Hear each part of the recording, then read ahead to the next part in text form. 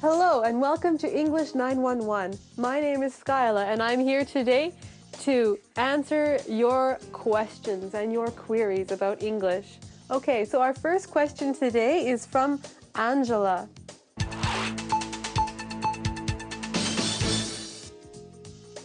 Now, Angela writes in and says, what is the difference between weather and weather? And are there any tricks to remembering, well, how to spell them differently, right?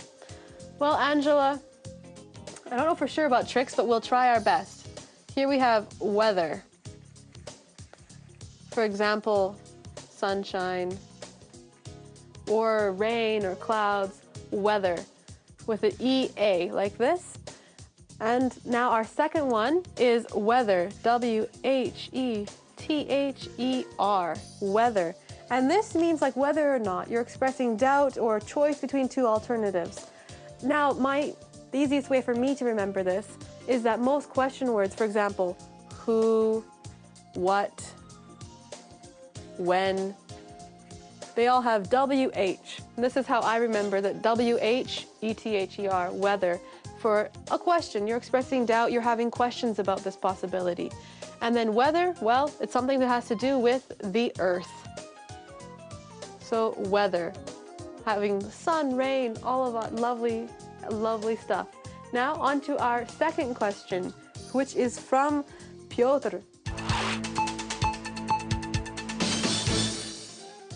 Piotr writes in and says, whose and whose? How to tell when to write what? Well, again, this is a homonym, so we need to write it so that you can see the difference, right? So here we have whose and whose. So here's what's important to remember, how to write a possessive pronoun and when they take apostrophes, right? So first we have whose. This is possessive. This means like whose pen is this? Whose folder or clipboard is this? Whose screen is this? This means who does it belong to? Like whose homework is this? You say, oh, it's mine. It's my homework. Or maybe it's your homework, right? So this is possessive. It means ownership. Now, whose, this is short for who is. For example, we'd say, who's in that room? We are meaning who is in that room, right? And then we have possession and, well, place. Who and is, a question and a verb, right? And now our last question of the day is from Vic.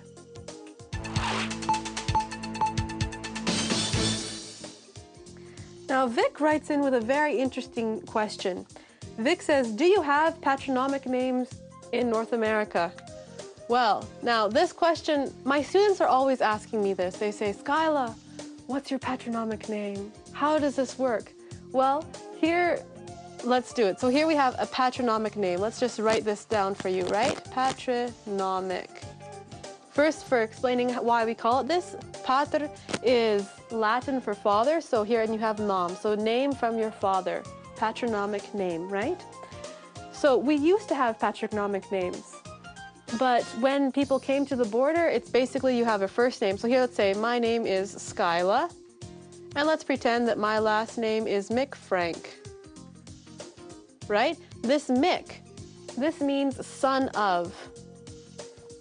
So when my great-great-grandfather or whoever it was came to North America, when they went to the border, they probably said, oh, my name is Alex McFrank. And they said, oh, so first name Alex, last name McFrank, instead of thinking, ah, you are Alex, son of Frank.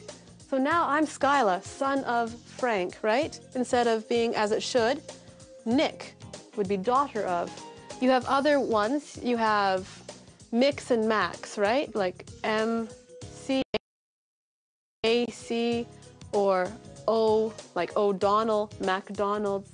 Mac is also son of. This means like of this area, or it can also mean son of. So yeah, we have patronymic names, but we don't use them anymore, and most of them have become last names now instead. So hopefully that clears up everything. It was great talking to you today, and if you have any questions, remember to write me. I'm always here. See you later. Goodbye.